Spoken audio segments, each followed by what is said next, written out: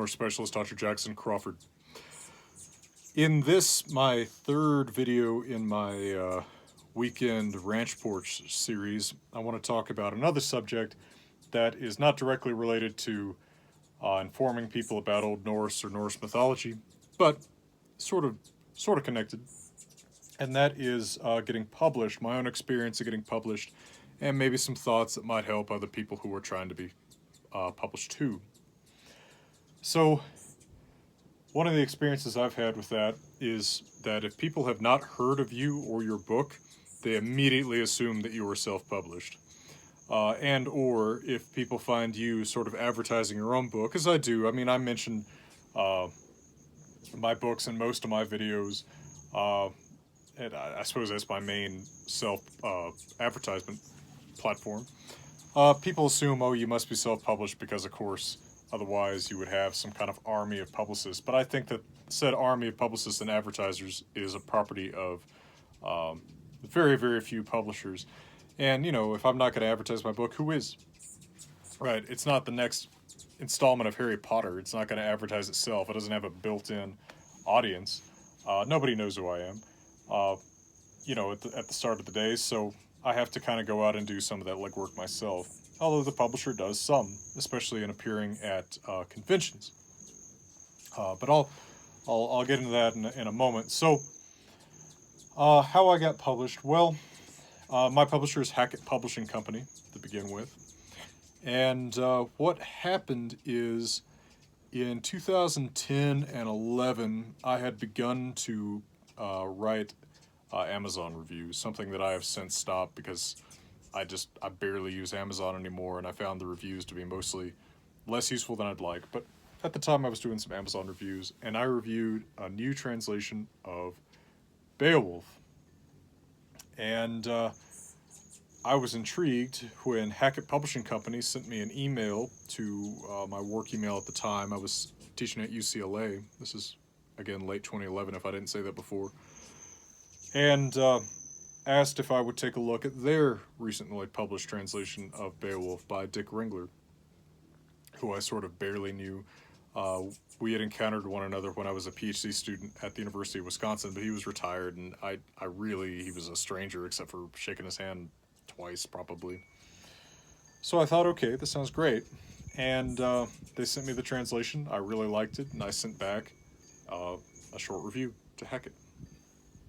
And I asked, not too long after, if Hackett would be interested in a similar translation of the Poetic Edda. See, Hackett has a great reputation as a publisher of works in classics, in Greek and Latin, ancient literature, and Beowulf was I think perhaps their first entry into medieval literature, and so I thought perhaps they'd like to build up their portfolio of medieval literature and offer the great Old Norse poetry as well. And I was in contact with Brian Rack, editorial director there, and he said, well, you know, as I recall, once you have a sample, send it to us. And I said, well, I actually do have a sample because, in fact, I had already translated Völuspá, Hávamál, I think Lokasenna and Atlakvíða at this time.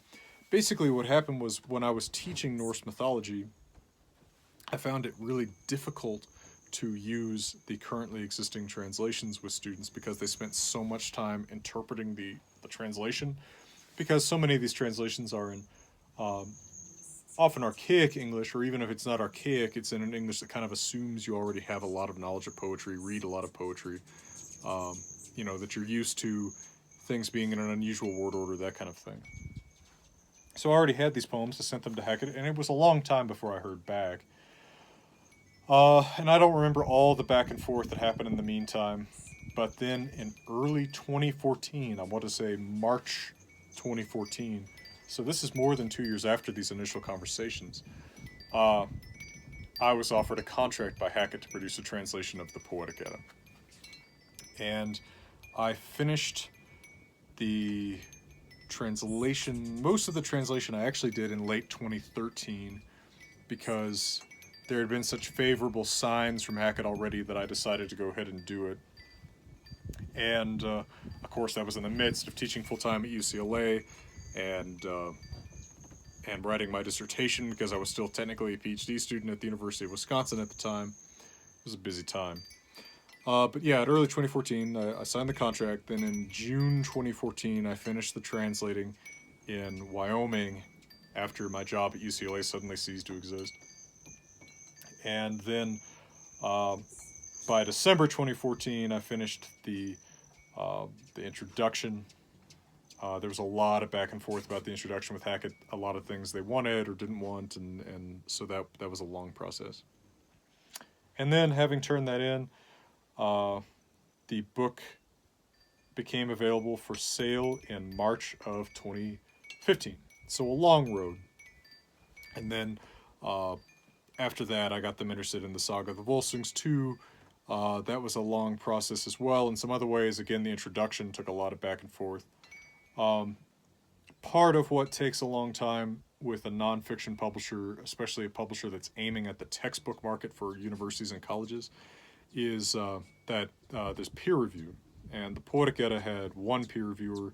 The Saga of the Volsungs had two, as I recall, because we were trying to be extra cautious with the second book. With the first book, there were a lot of great reviews. There were also reviews that were more critical, and so we tried to address some of those criticisms and be extra careful with the second book. And then in later printings of the Poetic Edda. Anyway, that's some of the process I went through. I just want you to know that it's a very long process if you haven't been through this before. You have to be pretty patient. You have to be pretty willing to do the work up front without necessarily knowing it's going to be rewarded.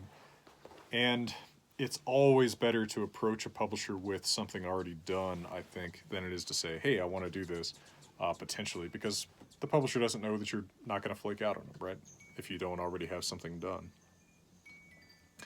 Now, I sort of might sound disparaging, at least at the beginning of this video, talking about self-publishing. I don't like to be mistaken for self-publishing because it is a long process getting accepted and getting all of this reviewing done and etc.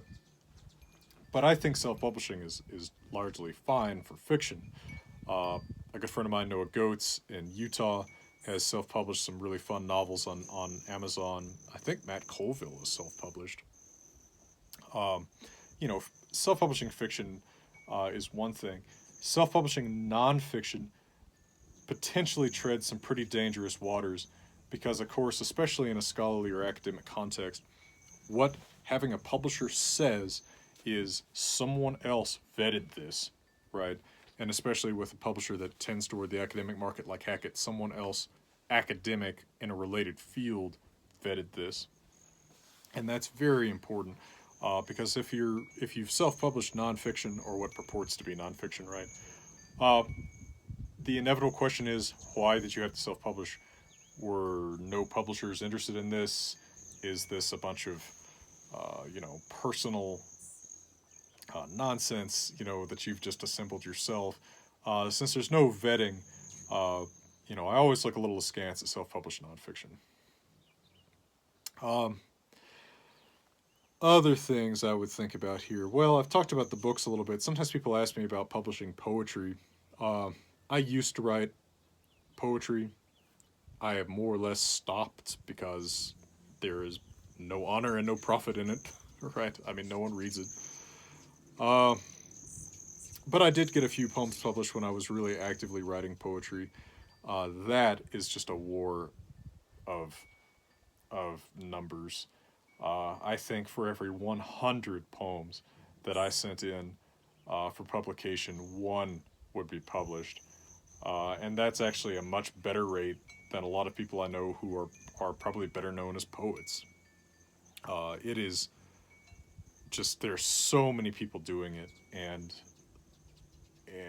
the different venues get so much of the stuff that, if they don't know your name, if they don't recognize you as a subscriber, perhaps it's going to be really tough. And of course, one nice thing that I had with Hackett and getting that book, the books started, was that I had a connection with him beyond just, hi, I'm a random guy writing to you about a book that I want you to publish. Even with my academic background, there's a fair number of people in academia who are trying to get this sort of stuff published. And there's a lot translations of the Poetic Edda, so of course it was a big risk to ask Hackett to take, and I've been happy that it's been a reasonable success.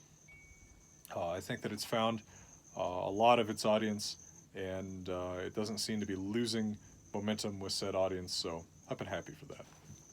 Well, I hope that's been somewhat interesting or informative for you, and as usual, from beautiful Colorado, I'm wishing you all the best.